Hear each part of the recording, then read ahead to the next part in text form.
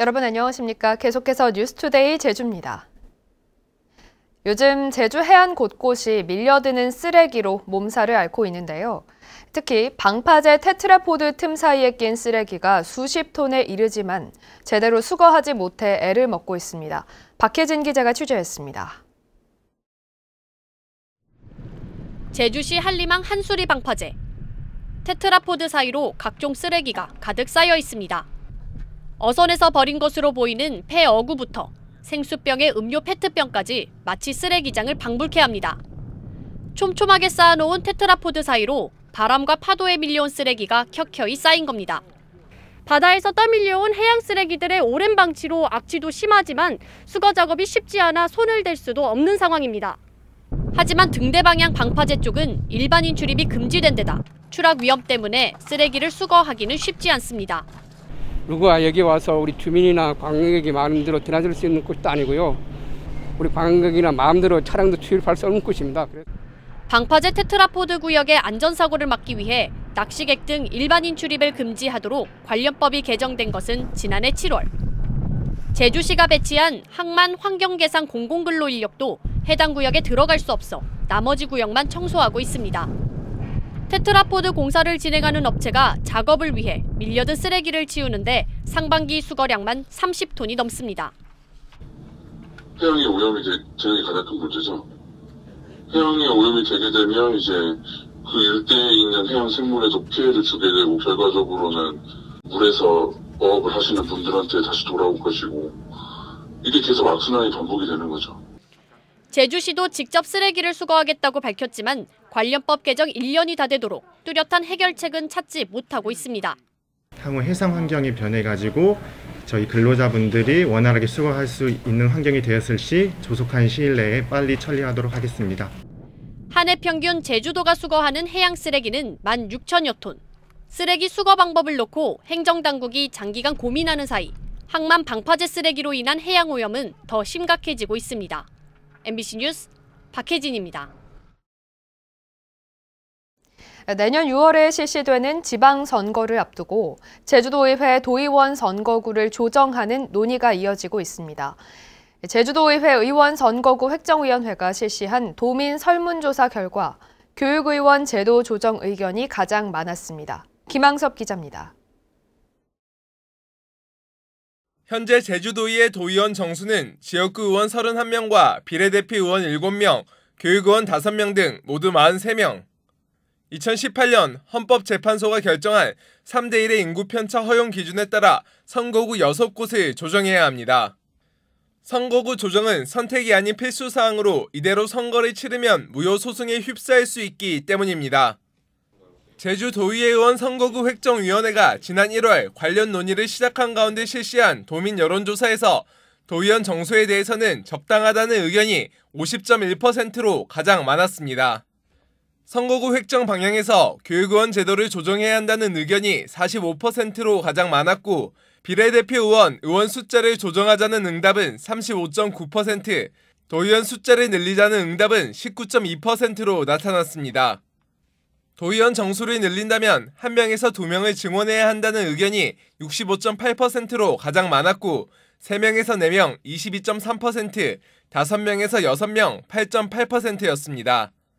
교육의원 제도에 대해서는 유지해야 한다는 의견이 30.5%로 폐지 21.1%보다 높았고 인원 조정 등으로 제도를 보완해야 한다는 의견이 48.4%로 나타났습니다. 선거구 획정위원회는 이번 조사를 지난달 21일부터 지난 5일까지 사단법인 미래발전전략연구원에 맡겨 실시했는데 인구수 미달 지역구 통폐합이나 비례대표, 교육의원 수 조정 등 방안에 대해 조사 결과를 반영해 다음 달까지 공고안을 마련한 뒤 제주도에 제출할 계획입니다. 지역의 특성, 지역의 대표성 이런 걸 살릴 수 있는 방안이 있으면 조례를 개정해서라도 이렇게 합리적으로 조율을 할 계획입니다. 하지만 선거구 통폐합 방안은 인구수 미달 지역구 주민의 반발이 예상되고 비례대표 정수 조정은 민주주의 역행이라는 비판이 또 교육위원 제도 조정은 교육계 저항도 예상되면서 선거구 획정위원회가 어떤 공고안을 내놓을지 관심이 쏠리고 있습니다. MBC 뉴스 김항섭입니다. 국민의힘 중앙당이 제주 도당의 차기 위원장 선거를 중단하라고 요구했습니다. 국민의힘 중앙당은 도당 내부 상황을 파악하기 위해 이달 안에 열기로 했던 도당대회 개최 중단에 협조해달라는 공문을 제주 도당에 보냈습니다. 국민의힘은 명확한 중단 사유는 밝히지 않았는데 최근 일부 당원이 당직자의 개인 신상과 관련해 허위 사실을 유포했다는 명예훼손 혐의로 경찰에 고소된 상태입니다. 유흥업소 종사자들을 코로나19 백신 접종 1순위로 선정한 제주도의 계획을 놓고 논란이 좀처럼 가라앉지 않고 있습니다. 도의회에서도 도민들이 코로나로 고통받고 있는 상황에서 방역 수칙도 제대로 지키지 않는 유흥업소만 보호한다는 질타가 쏟아졌습니다. 조인호 기자입니다. 조례안 심사를 위해 열린 도의회 보건복지안전위원회에서도 의원들의 질문은 유흥업소 백신 접종 논란에 집중됐습니다. 도의원들은 제주도가 도민 3만 5천 명에 대한 지자체 자율 접종 계획을 세우면서 도민 정서를 고려하지 않고 우선순위를 선정했다고 질타했습니다. 어떤 사람들은 고통 속에서 4인, 2인 이렇게 방역을 지침을 준수하고 있는데 어떤 사람들은 한글나게 융준이 가서 술 먹고 이런 거를 우리가 보호해야 되는 게 과연 맞느냐 이거예요. 방역수칙을 제대로 지키지 않고 그리고 뭐 우리가 당연히 기재할 안심코드든 그런 거를 기재 안 해서 이렇게 확산된 문제를 댔던 분들한테 우선 접종을 해준다? 솔직히 상식적으로 이해가 안 되고요. 유흥업소 종사자들에게 백신을 우선 접종해도 방역에 별 도움이 되지 않을 것이라는 주장도 나왔습니다. 그 원정 유흥은 어떻게 이렇게 막을 거예요? 원정 유흥 안 들어봤어요? 그 수도권에서 내려오는 분. 네. 타 지역에서 오는 사람들은 여기 제주가 코로나 유흥 청정 지역으로 생각할 거 아니에요. 사회적 거리두기가 강화되어 있는 지역에서 내려와서 지금 종사하고 있다. 그 수백 명이다. 근데 그 종사자들이 우리가 접종을 먼저 한다 한들 유흥 집합금지 명령이 내려진 상태에서는 다른 데로 떠난다는 겁니다. 왜 도의회와 미리 협의하지 않았냐는 지적에 제주도는 바빠서 어쩔 수 없었다고 해명했습니다. 매일 아침, 저녁, 밤, 새벽, 아침 회의부터 우리 방역당국은 정말 정신없이 지나고 있습니다. 그런데 그런 과정에서 바쁜 의원님들과 일일이 그게 참 서로가 어려울 것 같습니다. 이러는 사이 유흥과 단란주점 등 고위험시설 종사자 2,200여 명은 접종 대상자로 등록을 마쳤고 오는 19일부터 예약해 26일부터 화이자 백신을 맞게 됩니다. MBC 뉴스 조인호입니다. 제주도 유흥업소 종사자 백신 1순위 접종에 반대한다는 청와대 국민청원이 등장했습니다. 청원인은 필수 인력도 백신이 부족해서 못 맞고 있는데 누구의 머리에서 나온 것이냐며 제주도를 비판했습니다. 제주도청 홈페이지에도 유흥업소 종사자 우선 접종에 반대한다는 항의글 20여 건과 함께 골프장 캐디와 뷔페 종사자도 우선 접종해달라는 글도 등장했습니다. 고3 학생에 대한 코로나19 백신 접종이 오는 19일부터 실시됩니다. 제주도 교육청은 고등학교 3학년과 교직원을 대상으로 오는 19일부터 23일까지 학교 주소지가 있는 예방접종센터에서 백신 접종을 실시한다고 밝혔습니다. 또 고3을 제외한 수능 응시자에 대해서는 이달 말 사전 예약을 받은 뒤 다음 달에 위탁 의료기관을 통해 백신을 접종합니다. 한편 학교 교직원에 대해서는 다음 달 28일까지 2차 접종을 마칠 계획입니다.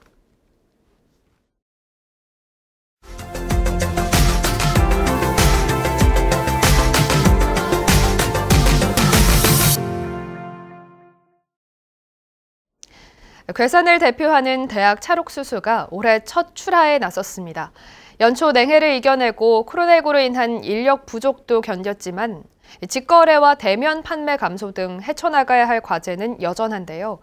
이미 검증받은 시장 경쟁력을 기반으로 새 판로를 개척하며 이겨내고 있습니다. 이지현 기자가 보도합니다. 3,000제곱미터 남짓한 밭에서 옥수수가 줄줄이 베어집니다. 땡볕 더위 속에서 계속되는 수확의 현장. 작년에 이어 올해도 냉해를 입어 걱정이 많았지만 비가 충분히 내리면서 잘 자란 옥수수를 거둘 수 있게 됐습니다. 냉해를 조금 입은 상태인데 그 와중에도 옥수수의 그 날씨가 좀 받쳐줬어요. 비가 자주 오고 날씨가 따뜻하면은 단맛이 강해요.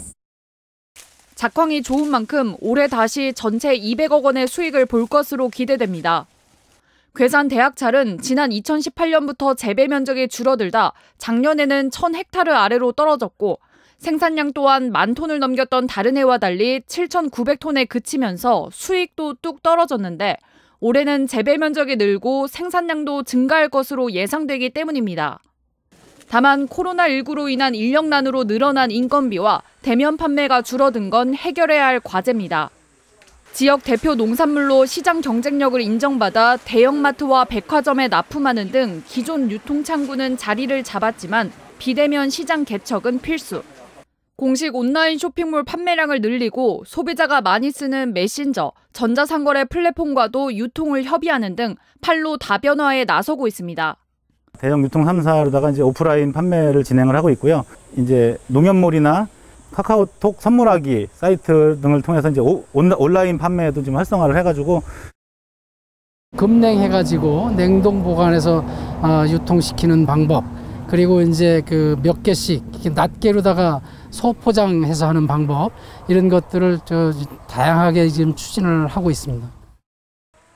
안팎으로 다양한 변수를 맞이한 지역 대표 농산물. 명성을 유지하기 위해 또 한 번의 성장통을 이겨내고 있습니다. MBC 뉴스 이지연입니다.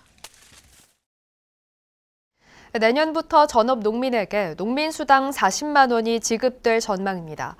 제주도 제주농민수당 지원 전략팀은 지난 13일 제주농어업인회관에서 회의를 열고 1인당 40만 원의 농민수당을 지급하기로 협의했습니다. 지급 대상은 3년 이상 제주에 거주하면서 2년 이상 농업 경영 정보를 등록한 실제 농업 종사자로 최종 지급액은 다음 달 열리는 제주도 농민수당 심사위원회에서 결정됩니다.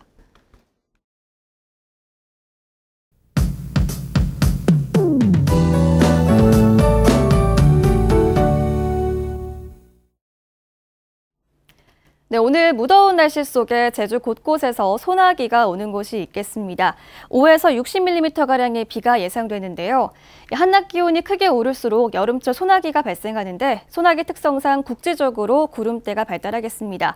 오늘 낮에 특히 한라산과 서쪽 중산간 지역을 중심으로는 더 강한 소나기가 예상됩니다. 뜨겁고 습한 남동풍이 유입되는데요. 산맥 서쪽 지역을 중심으로는 뜨거운 공기가 더 많이 모이겠고요. 대기 상하층 간의 온도차로 대기가 불안정해지면서 이 지역을 중심으로는 천둥, 번개를 동반해서 시간당 30mm 내외로 강한 비가 오는 곳이 있겠고요. 곳에 따라 돌풍이 부는 곳도 있겠습니다. 각별히 유의하시기 바랍니다. 중산간 지역을 중심으로는 안개가 짙게 끼는 곳도 있겠습니다. 주말에도 비 예보가 있습니다. 기압골의 영향으로 내일 새벽에 제주 동부 지역부터 비가 시작되겠고요. 내일 오전 사이에는 제주 전역으로 비가 확대되겠습니다. 이 비는 모레 일요일까지 이어질 전망입니다. 네, 오늘도 밤사이에 열대야가 이어졌습니다. 북부 지역 27도로 높게 시작하고 있고요. 남부 지역도 26도를 보이면서 후텁지근하게 시작하고 있습니다. 한낮 기온은 북부와 서부 지역이 31도까지 오르면서 무덥겠습니다. 오늘도 수분 섭취 잘 해주시기 바랍니다. 오늘 도서 지역도 무더운 날씨가 이어지겠고요. 서쪽 도서 지역인 비양도를 중심으로는 낮에 소나기가 지나겠습니다. 바다의 물결은 잔잔하게 일겠는데요. 제주도 남쪽 먼바다를 중심으로는 내일부터 바람이 차차 강해지겠습니다. 다음 주 월요일까지 기압골의 영향으로 비가 오는 곳이 많겠고요. 다음 주에는 지금보다 더 무더운 날씨가 이어질 전망입니다. 날씨였습니다. 정의당 강은미 의원은 한국환경정책연구원이 제주 제2공항 전략환경영향평가 제보완서를 검토한 자료를 확인한 결과 조류 서식지 보존 측면에서 부합성이 검토되지 못했다는 의견을 냈다고 밝혔습니다. 또 숨골과 용암 동굴이 활주로 포장으로 훼손돼 보존이 불가능하며 제주공항에 비해 소음 영향 면적이 축소 평가되고 운항 횟수와 비율도 일치하지 않아 적정하게 반영됐는지 확인이 필요하다고 밝혔습니다. 강은미 의원은 환경부가 제2공항 부동의 결정을 내려야 한다고 주장했습니다. 불법으로 개를 도살해 고기를 판매한 것으로 보이는 농장이 적발돼 경찰이 수사에 나섰습니다. 제주 서부경찰서는 어제 제주시 동물보호단체와 제주공항 인근의 한 농장을 급습해 전기 도살 기기 등을 압수하고 농장주를 동물학대 혐의로 조사하고 있습니다. 해당 농장에서는 사육 중인 개 50여 마리와 죽은 개들의 털을 모아둔 바구니, 절단기 등이 발견됐는데 제주시는 불법 도살이 우려되는 개들을 동물보호센터로 옮겼습니다. 제주 지역 하천 수질이 양호한 것으로 조사됐습니다. 제주도 보건환경연구원이 강정천과 동홍천, 산지천 등 12개 하천의 수질을 조사한 결과 생물화학적 산소 요구량과 용존 산소량 등 5개 항목이 매우 좋거나 좋은 1등급 수질 상태를 보였습니다. 또 모든 하천에서 생태 독성이 검출되지 않았습니다. 제주문화예술재단에 공무원이 파견된 것에 대한 잡음이 이어지고 있습니다. 제주도의회 문화체육관광위원회 회의에서 오영희 의원은 제주문화예술재단이 제주도에 공무원 파견을 요청하는 문서가 담당 직원들이 휴가 중에 결제가 완료됐다며 이승택 이사장의 독단적 행정이라고 지적했습니다. 안창남 위원장은 4년 만에 다시 공무원 파견을 요청한 것은 이사장의 무능함을 드러내고 내부 분란만 야기시키고 있다고 비판했습니다.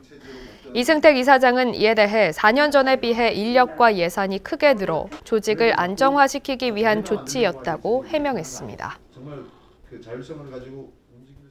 더불어민주당 송재호 의원은 국회 추경 예산안 심사에서 올해 국가균형발전특별회계 제주 개정이 2008년보다 41% 줄어 지난 14년 동안 전국에서 가장 큰 폭으로 감소했다며 특별행정기관 시범 운영을 개선해야 한다고 지적했습니다. 이에 대해 김부겸 국무총리는 어디서부터 어긋났는지 살펴보겠다고 답변했습니다. 뉴스투데이 제주를 마치겠습니다. 고맙습니다.